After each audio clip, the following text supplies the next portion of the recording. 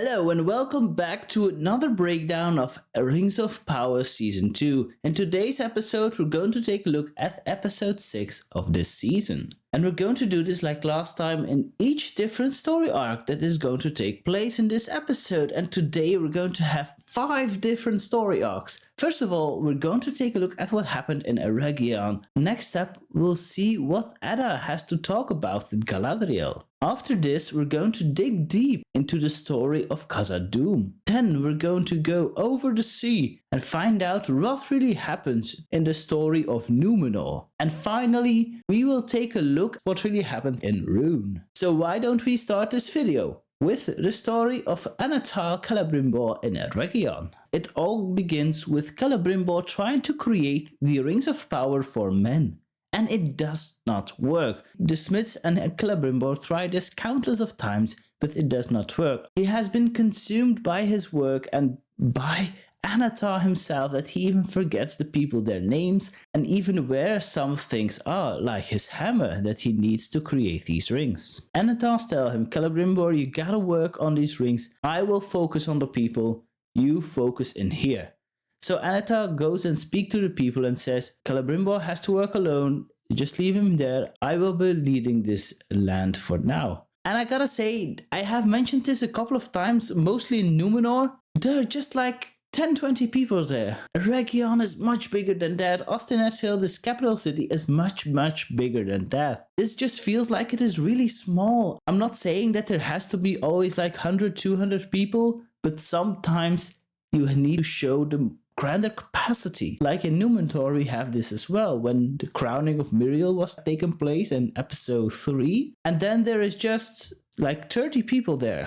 Why these 30? Why not more? And this is going to happen a little bit later down the story as well, such as with Númenor. There is one dead messenger that shows up at the gate, an elf, and he has like these runes on his chest. And later on the story, we know that it says, where is he? Showing that the orcs or Adar is actually looking for Sauron. Then later on, Annatar starts to corrupt even more the people of Eregion, starting with Myrddania, where he tells that the Smiths are actually stripped of their ranks and aren't allowed in the forges again. And that he trusts Myrddania to go and tell the other Smiths that they cannot enter the forge and need to let Celebrimbor work alone. This is one of the highlights from this episode again. Just like the last episodes, I really love Charlie Vickers portrayed as Annatar. He really does a great job at manipulating people and looking like he is fair and gentle and like there's no way in hell that he would do this to these people. So Annatar has gone to Khazad-Dûm, which I will cover a little bit more further down the video. To make it short, he has gone there to ask for more mithril because Celebrimbor has ran out of mithril. He was denied the mithril and he returns and he sees that the attack on Eregion is going to start. At that moment, the guards sound the alarms and Annatar cuts his hand. After that moment, we see Celebrimbor working on some new designs for the Rings of Men. He suddenly hears the alarm and wants to go take a look, but Annatar prevents him from leaving this room. He needs to work on the rings and focus on that. Annatar will focus on the city. Celebrimbor then suddenly sees through his lies and wants to go and take a look outside. And I think at that moment was a real good and real fun manipulation tactic of Annatar, that when Celebrimbor goes outside, he sees these elves playing and smiling and singing and doing all this fun stuff like nothing is going on. There's no alarm, there's no crying, which I really loved. And he's telling Celebrimbor, he kind of opens up to him and says that he needed Celebrimbor to work on these designs because he can't do it alone and he needs him to create these rings to make Middle-earth a better place. Even works on Celebrimbor's pride to become even greater than his grandfather Feanor, that the Silmarils will be only a whisper to the Rings of Power after they are created. And then Celebrimbor says, yeah, but we need more mithril. And then he said, I actually went to Khazad-Dûm and I gathered some mithril. And he has this entire flask of mithril powder. After much consideration, I really thought that maybe he had stolen some mithril from Khazad-Dûm and then cut his hand to stain the mithril so that the Rings of Men would also be corrupted by Annatar. So Celebrimbor goes back to work on the Rings of Power for Men, and he has the Hammer of Feanor to support his voice, and then everything goes back to shadow and the siege of Eregion begins. Next up, we will take a closer look at the story of Adar and Galadriel. So we know from last episodes that Galadriel has been captured and brought to this orc camp where Adar is located, not far from Eregion. So they both talk about Sauron's corruption and that Galadriel was consumed by locating Sauron and that she must have found it. There she confesses it is Sauron's plan all along that the orcs need to go to Eregion to war, but he says we have to work together to capture Sauron. So she tells him that he is actually Halbrand and that she has one of the Elven rings. Then Adar shows forth the crown of Morgoth, the crown that we saw in episode 1 that stabbed Sauron, and that crown is actually magical. I was like, what? In the books, we know that the crown was made of iron, just a placeholder for the Silmarils that was put on Morgoth's head. But here it has some magical power that can kill Sauron. That is why he could kill Sauron all those years ago in Forthwaite. It felt kind of meh, like giving some power to something that is powerless. And using that and the Ring of Power from Galadriel, by that way they can kill Sauron. That is simply not the case. And I found it a little bit odd. I found it a little bit like we have these artifacts, we need to make them more stronger together. But once again, during this season and during Rings of Power, Galadriel has been deceived. Which I didn't like again. Galadriel is this powerful elf. Is the only one in Eregion that hasn't been deceived by Anatar. And now she's deceived by Halbrand, she's deceived by Adar. I was like, what? No. Again, I didn't really like that part. So Adar tells her that she actually says what he wanted to hear from her, that Elrond is coming with an army, that he has a Ring of Power, and that Sauron is actually Halbrand located in Eregion. And then he shows Galadriel that he has actually a greater army than she actually thought. We see all these orc camps going forth through the woods, and eventually Adar blows on a horn and they all go and start the siege of Eregion. So next up we're going to take a deeper look in Khazad-Dûm, and there the dwarves are mining extensively, bringing all this gold before the feet of Durin III. This is just showcasing again how the ring had corrupted Durin III. So Durin IV arrives and he says, "You have summoned me, father." And then Durin III says, "No, I haven't." He did. And Anatar showed forth. Anatar said that he needed more mithril to create the rings, and that Eregion is at stake, that Eregion is at war. Anatar asked for more mithril and that they would give timber, because they are mining quite a lot. And then he said, maybe you want something precious. I didn't really know where he was going to go with precious. Maybe it was more gold or something, but they have quite enough, although the ring made Durin III quite greedy. But Durin, by my surprise and by his sons as well, he said, "No, I will not trade with you. I don't need anything. I will not give you mithril." Then I thought, okay, maybe he just wanted to gather all this mithril for himself. But then he explained to Durin IV, who was quite relieved that he didn't give any mithril to Anatar because he doesn't trust that guy and he has the rights to. He just says, you hear there is a war, and they are going to come back, and they are going to give more for our mithril. Going to give more for mithril, which means we have more money, we have more gold. Durin IV really wanted to help his father getting rid of this ring, and he says, pull it off. If you love me, show me that you can live without it, just take it off. And Durin III says, you have nothing to tell me, I am your father. I don't need to listen to you. Durin IV tried to take the ring from his father. Durin III pushes Durin IV. Oh my god. It is quite a thing talking about two Durins at once at the same time when they're having a conversation between one another. Still don't get it why they did it, but I won't be rambling all about it. Durin III pushes his son far away with unnatural strength. It is actually some strength that came from the ring. I was a bit fuzz about that. But then we have this great conversation between Disa and between Durin IV, where she says, we have to go and stand against Durin III, stand against your father because he isn't the same anymore. This ring has completely corrupted him. We may have to make a fool of himself so that the people of Khazad-Dûm can really see what the ring is doing to him. That he is not capable anymore to run this great dwarven kingdom. But Durin IV is against it. Not that he doesn't think his father is going mad, but he still sees some good in his father. That his father is still there. And then he starts crying. It was a really emotional moment that I really enjoyed. Disa and Durin are going to stop them from delving deeper. Narvi comes with a couple of miners to the mines to dig deeper, to dig further, but they are just stopped by Disa, and Disa starts to sing to hold them back. And I was like, what are you trying to do? I didn't get it at all. Good thinking that Narvi was saying the same thing about that moment. But then, I'm not going to do anything to you. These bats are going to attack you. She was summoning the bats? What? How is this possible? Her voice wasn't ultrasonic or something. That was such a weird moment that, I gotta be honest, took me quite off. Then Durin IV shows up. Disa? He looked kind of weird for what did you do? And I was thinking, okay, fine, we're going to get an explanation for what happened here. And you said, I love you so much. Okay, so the bad thing is quite normal then. I was really hoping to get an explanation for this because I found it quite odd that she could do that. So let's go now to the next point on the agenda, and that is on the island kingdom of Númenor.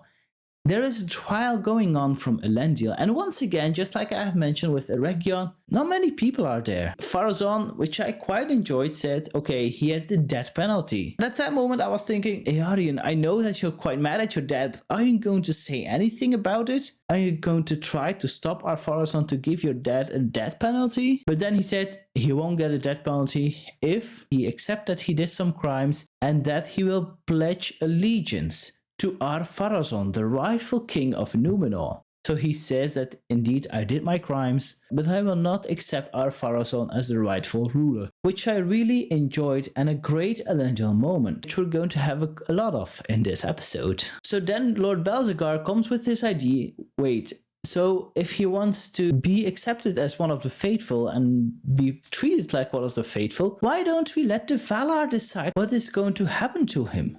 There is this ritual that they're going to go and put him in the water, that the sea creature decides what really happens to Elendil, if he is spared or not. And that is actually the will of the Valar, which I was a little bit off about. Why would the Valar do this? I was also thinking, is this the same sea creature that attacked Halbrand and his ship, that let Sauron live? It kind of looked the same though. Let me know in the comment section, was it actually the same creature or not? I'm really curious what you think. So Eregion tries to talk him out of it, and he said, you only think that I do this because of pride, then we don't need to talk anymore.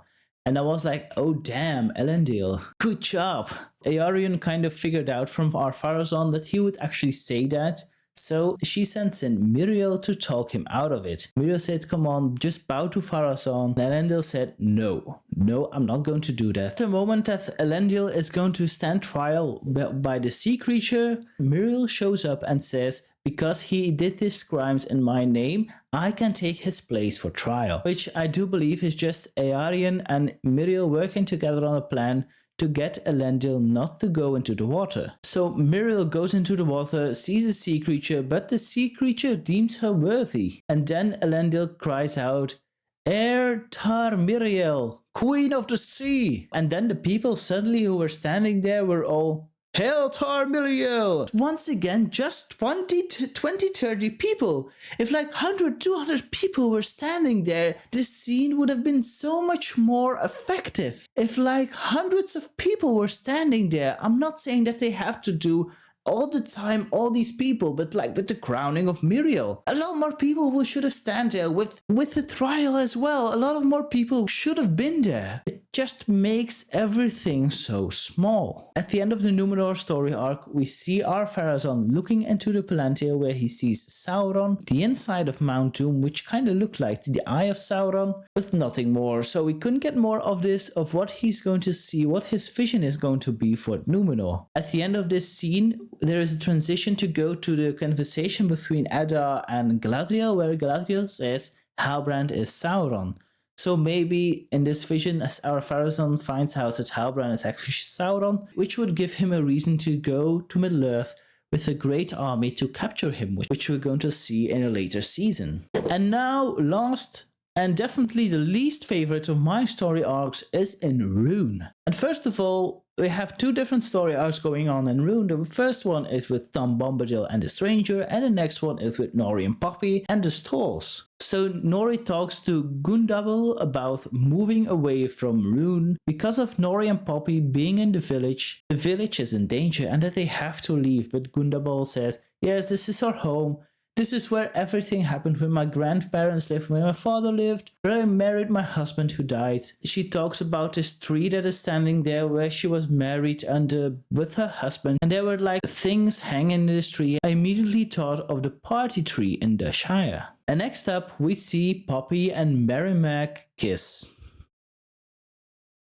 Yeah, I have nothing much to say about that. I do believe that during the course of these 5 seasons, they are going to go and actually discover the Shire at the end of season 5, if they can do actually 5 seasons. First of all, it didn't happen in the Second Age, but also what does that have to do with the story of the Rings of Power of Sauron in the Second Age? I just don't get it. Why they need to put it in there? Maybe it's just some fan service, but it's not for my service, to be honest. Now let's go and talk about Tom Bombadil and the Stranger, and they are just talking about his powers and how the Stranger can control these powers, and they are just giving more reasons why this is Gandalf. That's all I gotta say. They are giving just more reasons why the Stranger is actually Gandalf. So I was like this sure before season 2 started that the Stranger is going to be the Blue Wizard.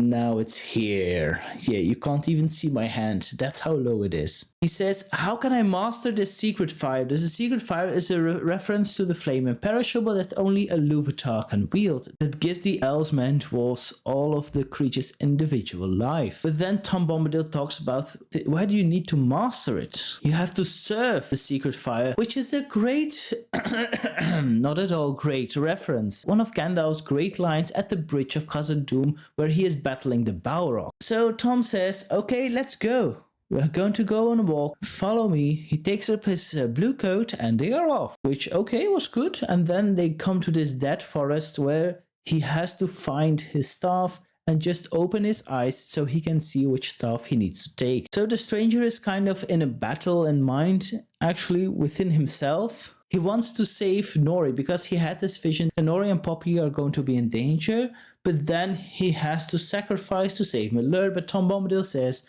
come on dude, you gotta save Middle-earth. And then he gives another Gandalf line. Many that die deserve life, some that live deserve death.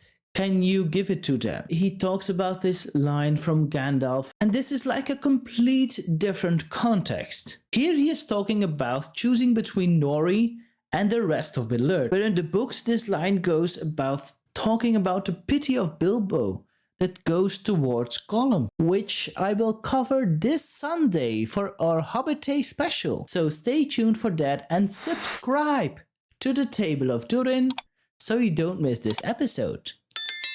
Thank you very much for subscribing. So, thank you very much for watching. Let me know what you think of episode 6 in the comment section down below. Who was your favorite character of this episode? And if you have missed for some reason my breakdown of episode 5, then this is the video you need to watch next. I'll see you in the next one. Bye bye.